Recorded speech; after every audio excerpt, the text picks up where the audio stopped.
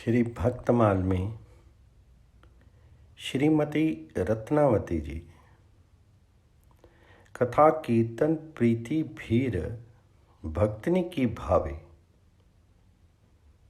महामहोत्सव मुदित नित्य नंदलाल लड़ावे मुकुंद चरण चितवन भक्ति महिमा ध्वजधारी पति पर लोभ न कियो टेक अपनी नहीं टारी भलपन सबे विषे वहीं आबेर सदन सुनखा जिति पृथ्वी राज नृप कुल वधु भक्त भूप रत्नावती। जयपुर के निकट आमेर नगर में निवास करने वाली सुनखा जीत की पुत्री रत्नावती जी में सब प्रकार की भलाइयाँ विशेष रूप से विद्यमान थी। अब महान भक्त राजा पृथ्वीराज के कुल की वधु थी तथा भक्तों में श्रेष्ठ थी। भगवान की कथा सुनने में कीर्तन करने में आपका बड़ा प्रेम था। भक्तों की भीड़ आपको अच्छी लगती थी। बड़े बड़े महामहोत्सवों को करके प्रसन्न होती थी। नित्य नंदलाल जी को लाड लडाती थी।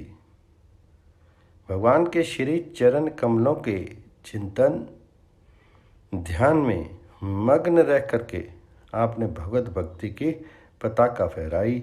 भक्ति के आचरण में बाधा करने वाले पति पर लोभ न करके उनसे अपने मन को हटा लिया और संत भगवंत की महिमा रूप अपना प्रण नहीं छोड़ा।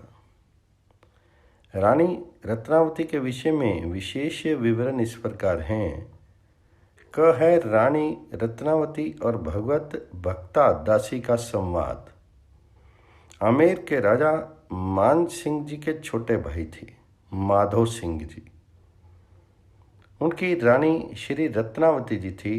उनके समीप सेवा के लिए एक दासी रहती थी। वह भगवत भक्ता दासी कभी नवल किशोर, कभी नंद किशोर और कभी श्री वृंदावन चंद्र कह करके आंखों में पानी भर लेती थी। एक दिन रानी ने उस दासी से पूछा, तुम बार बार क्या कहती रहती हो? किसका नाम लिया करती हो? उसे सुनकर के मेरा हृदय भी उधर खींचता है और मेरे मन में आता है कि मैं भी इसी प्रकार नाम का उच्चारण करूं। इस प्रश्न को सुनकर के दासी विशेष विकल हो गई। उनके नेत्रों से आंसुओं की धारा बह चली। दासी की ऐसी दशा देख करके रानी की भी वही दशा होगी। कुछ देर बाद स्वस्थ चित्त होकर के दासी ने उत्तर दिया, महारानी जो आप इस बात को मत पूछिए, दिन रात राज सुख भोगिए। मेरी इस दशा का कारण ये है कि मुझ पर एक प्रेमी संत की कृपा हो गई है। अतः प्रेम वियोग के सुख दुख को मेरा शरीर सहन कर रहा है। फिर रानी के विशेष आग्रह पर और उनकी उत्कंठा को देख करके दासी ने प्रेम मार्ग के रहस्य का वर्णन किया। उसके समर्थन में ब्रज धाम के रसिक शिरोमणि संतों के चरित्र और उनके उपदेश सुनाए। उसका रानी के हृदय पर ऐसा विलक्षण प्रभाव पड़ा कि उसने दासी को उसकी सेवा में टहल से छुड़ा दिया और आदरपूर्वक उसे अपने से ऊंचे आसन पर बिठाया। उस दासी को अपना गुरु मान लिया। श्री प्रियादास जी रानी रत्नावती के इस भगवत प्रेम का अपने कविताओं में इस प्रकार वर्णन करते हैं। मान सिंह राजा ताको छोटो भाई माधो सिंह, ताकि जानो लितिया जानकी बात ले बखानिए। डिग जो खवासनी सो सुवासनी, भरत नाम रटित जडित प्रेम रानी और आनिए। नवल किशोर कबू नंद के किशोर, कबू वृंदावन चंद, कहीं आंखें भरी पानिए।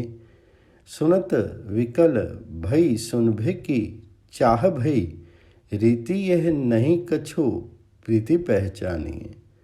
बार बार कहे कहा कहे और गहे मेरो, बहे दृक नीर हो शरीर सुधी गई है। पूछी मत बात सुख करो दिन रात, ये सहे निज गात, रागी साधु कृपा भई है। अति उत्कंठा देखी कहे सो विशेष सब, रसिक नरेशनी की बाणी कही दई है। टहल छुड़ाई और सिराने ले बैठाए वाही, गुरु बुद्धि आई यह जानी रीति नहीं है। प्रसंग ख में दासी द्वारा रानी को भगवत प्रेम की रीति सिखाना। रानी श्री रत्नावती जी दासी के मुख से भगवान जी के सुंदर रूप और गुणों को सुनती रहती। इससे भगवान जी के दर्शनों की अभिलाषा तीव्र हो गई। फिर एक दिन रानी ने दासी से कहा, आप कुछ उपाय कीजिए, मनमोहन के दर्शन करा दीजिए। तो दासी ने कहा, भगवान जी के दर्शन पाना बहुत दूर अर्थात कठिन है। उनके दर्शन के लिए राजा लोग राज्य सुख को छोड़ करके विरक्त होकर के धूलि में लौटते हैं। फिर भी 26 समुद्र भगवान जी के दर्शन नहीं पाते हैं। वे तो केवल एकमात्र विशुद्ध प्रेम के वश में हैं और उसी से दर्शन देते हैं। अतः सच्चे प्रेम भाव से भगवान जी की सेवा करो, विविध प्रकार के रसीले मेवा मिष्टानों का भोग लगाओ, तब मैं अवश्य कृपा करेंगे। रानी रत्नावती जी ने दासी के उपदेश के अनुसार इंद्र नीलमणि की एक श्री मूर्ति बनवाई। भाव के अनुसार भगवान स्वयं अर्चा विग्रह के रूप में प्रकट हो गए। अतः उससे अपार रूप माधुरी आ गई थी। रानी इस अर्चा विग्रह की सेवा में लग गई। विविध प्रकार के भोग राग समर्पण करके भगवान जी को बड़ा प्यार करती। अष्टयाम भगवान जी की सेवा में उपस्थित रहती। भगवान जी को शयन करा करके रात में जब रानी शयन करती तो सपन में भगवान सेवा को स्वीकार करते हुए दर्शन दे करके उसे सुख देते। रानी पर गहरा प्रेम रंग चढ़ गया। नित्य ठाकुर जी का वस्त्राभूषणों से सुंदर श्रृंगार करती, जिससे शोभा सागर का और छोर नहीं है, उसे टकटकी लगा करके निहारती रहती। रानी श्री रत्नावती जी के मन में भगवान जी के दर्शनों की तीव्र उत्कंठा थी। फिर भी दासी से नित्य पूछते ही रहती कि भगवान जी के दर्शन पाने का क्या उपाय है। ये सुनकर के दासी ने कहा, आप महल के निकट ही एक संत निवास बनवाइए और नगर से बाहर सभी मार्गों पर पहरेदारों को बिठा दीजिए। उन्हें अच्छी प्रकार समझा दीजिए कि जो भी कोई भगवान जी के प्यारे भक्त आते जाते मिल जाए, उन्हें अपने साथ आदर पूर्वक यहाँ लिवा लाइए। फिर उनके श्री चरणों को धो करके उन्हें ठहराएं और अनेक प्रकार के मिष्टान पकवान उनके सामने परोस करके उन्हें भोजन कराएं। उस समय आप खिड़की पर पड़े बांस की तीलियों से बने चिक के पर्दे के भीतर से उन भक्तों का दर्शन करें। तब वहां आपको श्याम सुंदर प्रत्यक्ष दिखाई देंगे। श्री प्रियादास जी ने रानी रत्नावती के भगवत दर्शन की इस तीव्र उत्कंठा का इस प्रकार वर्णन किया। निसी दिन सुनियो करे, देखिबे को अर बरे, देखे कैसे जात जल जात दृग भरे हैं। कछुक उपाय कीजिए, मोहन दिखाई दीजिए, तब ही तो जीजे वे तो आनी और अरे हैं। दर्शन दूर राज छोड़े लोटे धूर, पेना पावे छविपुर, एक प्रेम बस करे हैं। करो हरि सेवा भरी भाव धरी मेवा, पकवान रस खान दिव्य खान मन धरे हैं। इंद्र नीलमणि रूप प्रकट स्वरूप कियो, लियो वह भाव यो सुभाव मिली चली है। नाना विधि राग भोग, लाड को परोग जामे, जामनी सुपन जोग, भई रंग रली है। करत सिंगार छवि सागर न पारावार, रहत निहारी वाही माधुरी सो पली है।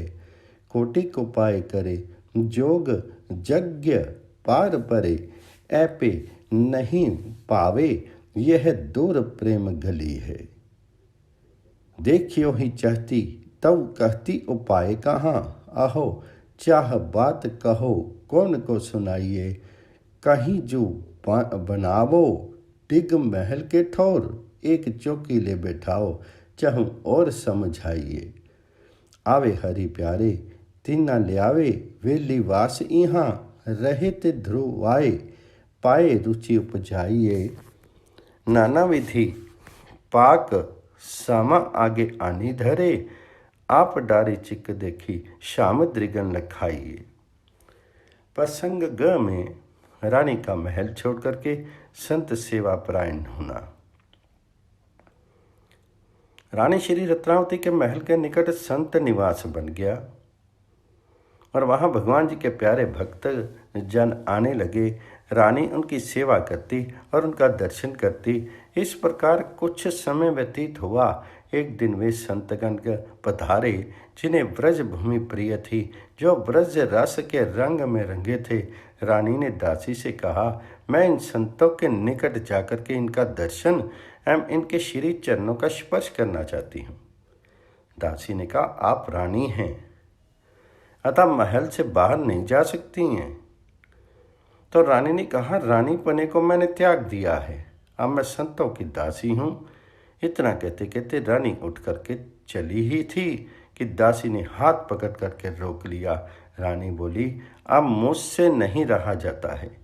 आप विचार करके ये बताइए कि कुल की लज्जा से सत्संग ना करके दुख सहना या उसे त्याग करके सत्संग सुख पाना प्राप्त करना क्या उचित है।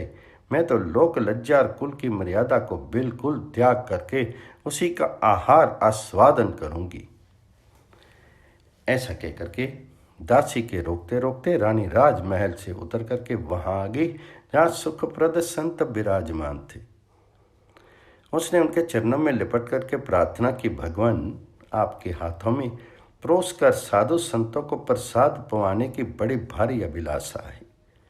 संतों ने अच्छी प्रकार से देख सुन करके ये जान लिया कि रानी भक्त भगवंत के प्रेम में डूबी हुई है। अतः उन्होंने कहा, जैसी तुम्हारे मन की अभिलाषा है वैसा करो, इससे कुछ भी हानि नहीं होगी। तदनुसार साधु संतों की अनुमति प्राप्त करके रानी रत्नावती सोने के थाल में विभिन्न प्रकार के व्यंजनों को सजा करके बड़ी उमंग के साथ आई। रानी ने बड़े प्रेम के साथ परोसकर संतों को भोजन कराया। भोजन कराकर रानी ने सबको चंदन लगाया और तांबूल खिलाया। पुनः भगवत चर्चा चलाई। संतों के श्री मुख से भगत वार्ता को सुना। भक्त भगवान जी की रूप माधुरी का दर्शन करके रानी के नेत्र सजल एवं सरस हो गए। उधर संपूर्ण आमेर नगर में शोर मच गया कि रानी पर्दे से बाहर निकल करके वैरागियों के बीच में आ गई है। लोग देखने के लिए उमड़ पड़े। राजा के मंत्री ने ये समाचार लिख करके एक दूत राजा के पास दिल्ली भेज दिया। श्री प्रियादास जी ने रानी के इस संत प्रेम का अपने कवितों में इस प्रकार वर्णन किया है। आवे हरि प्यारे साधु सेवा करी टारे, दिन किहूँ पाँव धारे, जिन्हें ब्रज भूमि प्यारिये। जुगल किशोर गावे, नैननी बहावे नीर, होए गई अधीर, रूप दृगानी निहारी।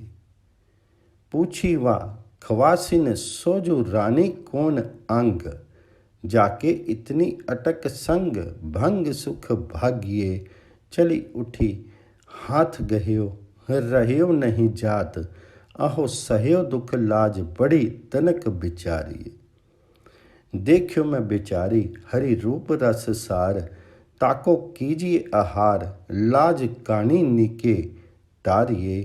रोकत उतरी आई जहाँ साधु सुखदाई, आनी लपटाई पाए विनती ले धारिये, संतनी जिमाइबे की निज कर अभिलाष, लाख लाख भातिन सो कैसे के उचारिये, आज्ञा जोई दीजे सोई कीजिए, सुख वाही में जो प्रीति अवगाही कही, करो लागी प्यारी, प्रेम में ना नेम, हेम थार ले उमग चली, चली दृक धार सो पड़ोसी के जीवाइए, भीजे गे साधु ने सागर अगाध देखी, नैननी निमेख तजी भय मन भाए है, चंदन लगाए आनी वरियो खवाए, शाम चर्चा चलाए, चख रूप शरमाए हैं, धूम परी घाम झूमी आए, सब देखिए को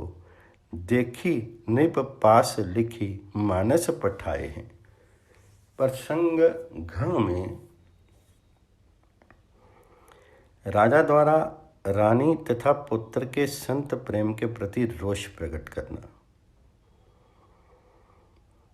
मंत्री के द्वारा लिखे गए पत्र को पढ़ते और दूत के मुख से सारा हाल सुनते ही राजा के शिर में आग सी लग गई। संयोगवश इसी बीच रानी रत्नावती के सुपुत्र रसिक श्री प्रेम सिंह जी वहां आए। उनके मस्तक में तिलक और गले में तुलसी कंठी माला थी।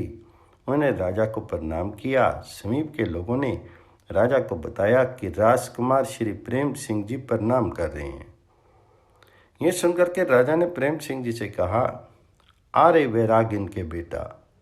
ये सुनकर के इनके मन में बड़ी पीड़ा हुई। श्री प्रेम सिंह को अपमानित करके क्रोध में भरा हुआ राजा भीतर चला गया। इधर श्री प्रेम सिंह के मन में दुख हो रहा था।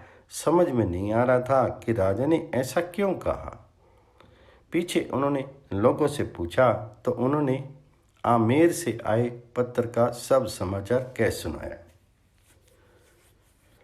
तब श्री प्रेम सिंह जी ने मन में विचारा, अहो धन्य है, वैरागी ही हमारी जाति है। अपनी माता जी का स्मरण करके प्रेम भक्ति के भावों को हृदय में ला करके ये तन मन से सुखी होगी।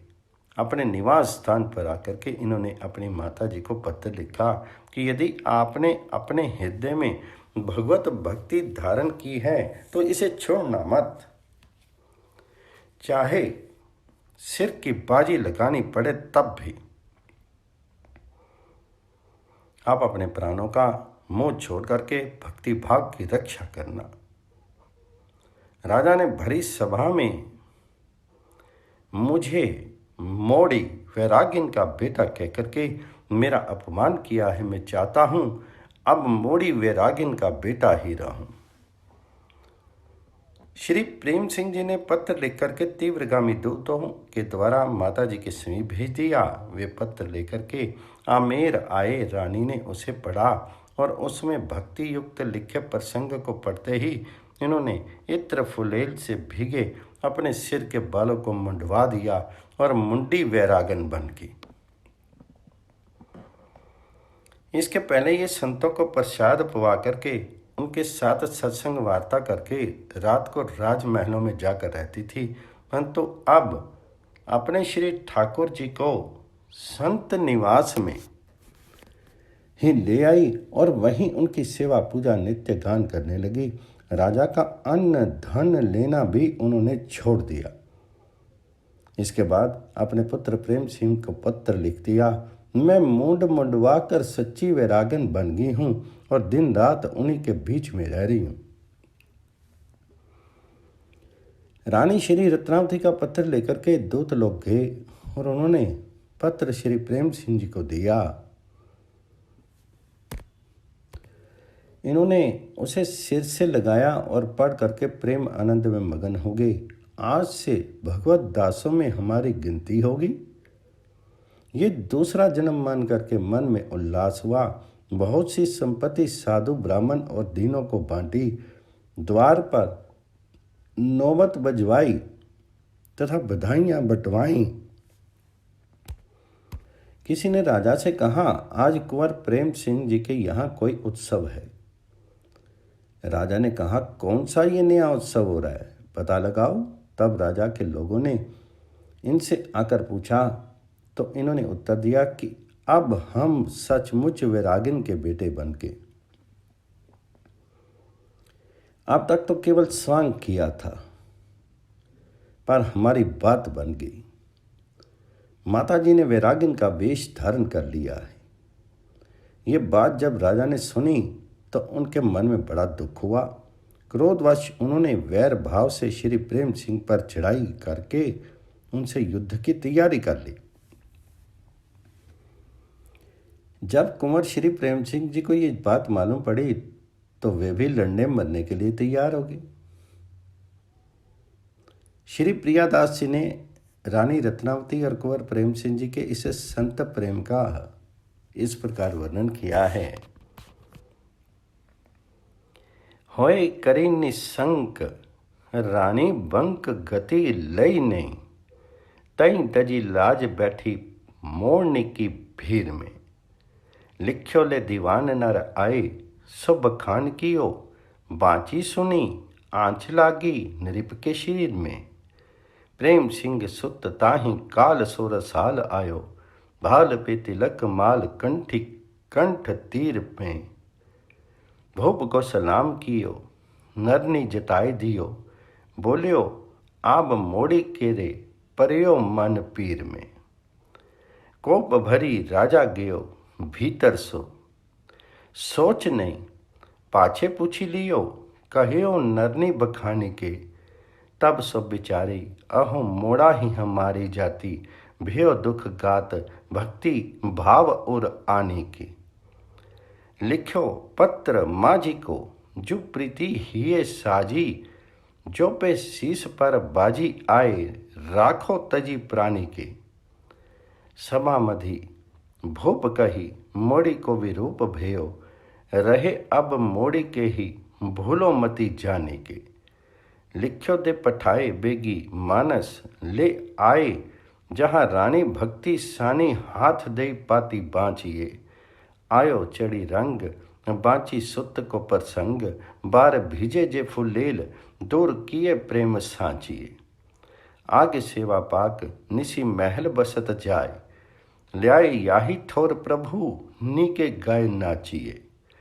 निप अन्न त्यागी दियो, दियो लिखी पत्र पुत्र भई मोड़ी आज, तुम हित करी जांचिए। गए नर पत्र दियो, शीस सो लगाए लियो, बाँची के मगन हियो, रिझी बहु दई है, नौबत बचाई द्वार बाटत बताई। काहू नृपति सुनाई, कही कहाँ रीति नहीं है। पूछे भूप लोग, कहियो मिटे सब सोग, भय मोड़ी के जो जोग, सांग कियो बनी गई है। भूपति सुनत बात अति दुख गात भयो, लियो बैर भाव चढ़ियो चढ़, त्यारी इत भई है। प्रसंग ड में लोगों के समझाने पर राजा तथा राजकुमार के युद्ध का बंद होना। पिता पुत्र में युद्ध की तैयारी देखकर के हितैषी लोगों ने राजा को अच्छी तरह से समझाया कि लड़के के साथ युद्ध करने से सारे विश्व में आपकी निंदा होगी। बुद्धिमान शुभ चिंतकों के ने उधर श्री प्रेम सिंह जी को भी यही कहकर समझाया। उन्होंने कहा, लौकिक विषयों के लिए मैंने अब तक करोड़ों जन्म गंवाए हैं, ये एक भगवान जी की भक्ति के काम आए। मैं ऐसा ही चाहता हूँ, मुझे यही अच्छा लग रहा है। श्री प्रेम जी सिंह का ऐसा दृढ़ विचार सुनकर के लोग इनके पैरों में पड़ गए और कहा, अभी कुछ समय के लिए इन बाजों का बजना बंद करवा दीजिए। राजा साहब आज ही रात को आमेर चले जाएंगे, फिर आप खूब नौबत बजवाएं। प्रेम सिंह ने मान लिया। नौबत बंद हो गई। ये कहकर के लोगों ने राजा को शांत किया। राजा माधव सिंह जी दिल्ली से चल दिए और आमेर आ गए। इनके नगर के निकट पहुंचते ही लोग आकर के इनसे मिले और इन्होंने रानी का सब वृत्तांत कह सुनाया। अब राजा के मन में बड़ी चिंता हो गई। श्री प्रिया दास जी ने इस घटना का अपने एक कविता में इस प्रकार वर्णन किया है। निप समझाए राख्यो देश में जवाब होयो है, बुद्धिवंत जन आए सुत सुजताए है, बोलियो विषय लागी कोटि कोटि तन खोए, एक भक्ति पर आवे काम यह मन आई है, पाए परी मांगी लई दई जो प्रसन्न तुम, राजा निसी चलियो जाय करो जिय धाई है, आयो निजपुर डिग डोरी नर मिले नार आनी, कहे हो सब बखानी सब चिंता उपजाई है। प्रसंग 6 में राजा द्वारा रानी को मरवाने का षड्यंत्र करना पर उसके भक्ति भाव से स्वयं भी भगवत भक्त बन जाना। राजा ने राजमहलों में पहुंच करके अपने मंत्रियों को बुलवाया और कहा, मेरी नाक तो कट ही गई, वह अब जुड़ नहीं सकती है, परंतु उसमें से जो लगातार खून बह रहा है उसको किसी प्रकार रोकिए, किसी प्रकार रानी को मरवा डालना आवश्यक है। अतः आप लोग कोई ऐसा उपाय सोचिए कि रानी मर जाए और हत्या का कलंक भी ना लगे। जब राजा ने ये कहा तो किसी बुद्धिमान चापलूस मंत्री ने बहुत सोच विचार करके एक उपाय बताते हुए कहा, आपने यहाँ पिंजरे में जो सिंह बंद है उसे रानी के सामने छोड़ दिया जाए, वह रानी को मार डालेगा, तब फिर उसे पकड़वा लिया जाएगा। इस मंत्रणा को गुप्त रखा जाए और बाद में ये प्रचार कर दिया जाएगा कि सिंह छूट गया और उसने रानी को मार डाला। ये उपाय सबको अच्छा लगा, लोगों ने यही किया।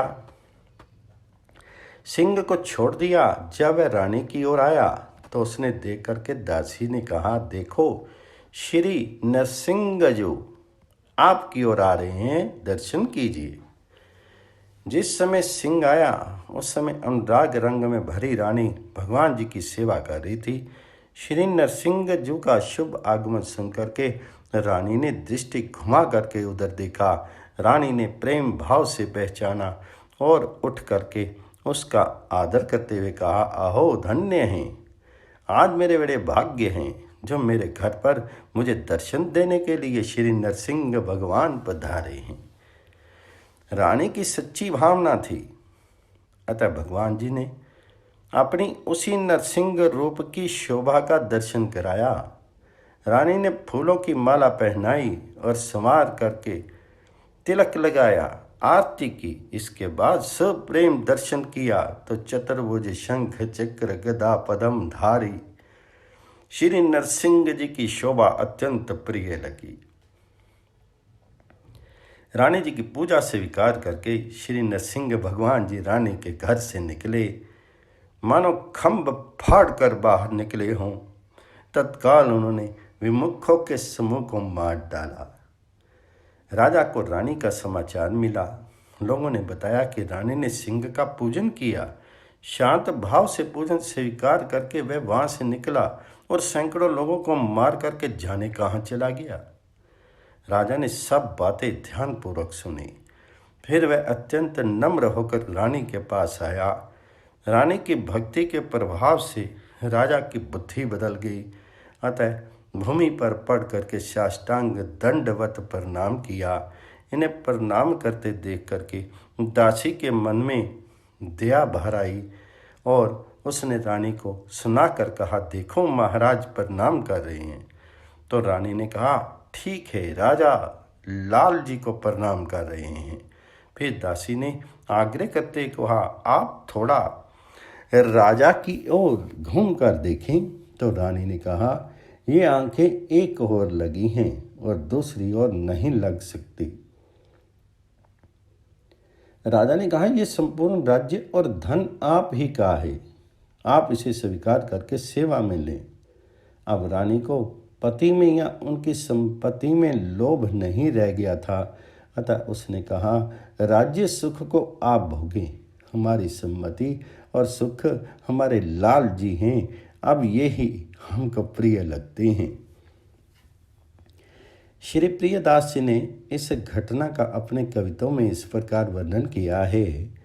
भवन प्रवेश कियो, मंत्री को बुलाए लियो, दियो कहीं कटी नाक लोहू निर्वारिये, मारी बो कलंक हुना आवे, यो सुनावे भूप, काहू बुद्धिवंत ने बिचारी ले उचारिये।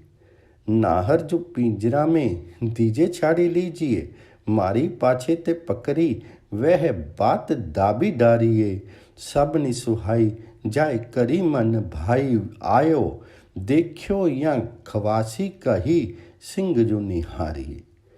करे हरि सेवा भरी रंग अनुराग दृग, सुनी यह बात नेकू नैन उन टारे हैं, भाव ही सो जाने उठी अति सन माने, अहो आज मेरे भाग श्री नरसिंह जो पधारे हैं।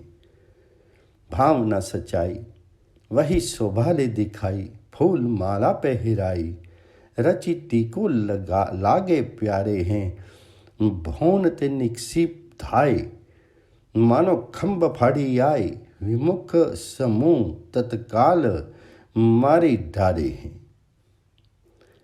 भूप को खबर भई, रानी जो की सुधी लई, सुनी नीकी भांति आप नम्र होके आए हैं, भूमि पर साष्टांग करी हरिमति भई, दया आप आए वाके वचन सुनाए हैं। करत प्रणाम राजा बोली अजू लालजू को, नेको फिरी देखो एक और ए लगाए हैं, बोलियो नृप राजधन सब ही तिहारो, धारो पति पीना लोभ, कभी करो सुख भाई हैं। प्रसंग 6 में रानी की भक्ति के प्रभाव से राजा मान सिंह तथा भाई माधव सिंह का संकट से उद्धार।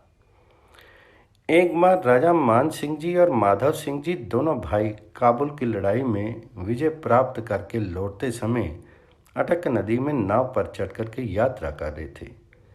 देवश नाव डूबने लगी। बड़े भाई मान सिंह जी ने अपने छोटे भाई माधव सिंह जी से कहा, अब बचने का कौन सा उपाय किया जाए? तो माधव सिंह जी ने कहा, अपने घर में रानी भगवान की बड़ी भक्ता है, ऐसे समय में उन्हीं का स्मरण किया जाए। फिर दोनों भाइयों ने रानी रत्नावती का ध्यान किया। उसका ऐसा अद्भुत प्रभाव हुआ कि नाव संकट से बच करके किनारे पर लग गई। इससे दोनों भाइयों के मन में बड़ी प्रसन्नता हुई। मान सिंह के मन में नई अभिलाषा उत्पन्न हुई कि भक्ता रानी का दर्शन प्रथम करना चाहिए। तदनुसार भाई समेत मान सिंह जी ने आकर के रानी का एवं उनके श्री ठाकुर जी का दर्शन किया और विनती की। श्री प्रियादास जी की इस घटना का अपने एक कविता में इस प्रकार वर्णन करते हैं। राजा मान सिंह माधव सिंह उभे भाई चढ़े, ना पर कहूँ तहाँ बूढ़ी बेको भई है, बोलियो बड़ो भ्राता अब कीजिए जतन कौन, भौन तिया भक्त कही छोटे सुधी दई हैं, नेको ध्यान कियो तब आनी के किनारे लियो, हियो हुलसायो जेठ चाह नहीं लई है, करियो आय दर्शन बिने करी गयो भूप, अति ही अनूप कथा हिये व्यापी गए हैं।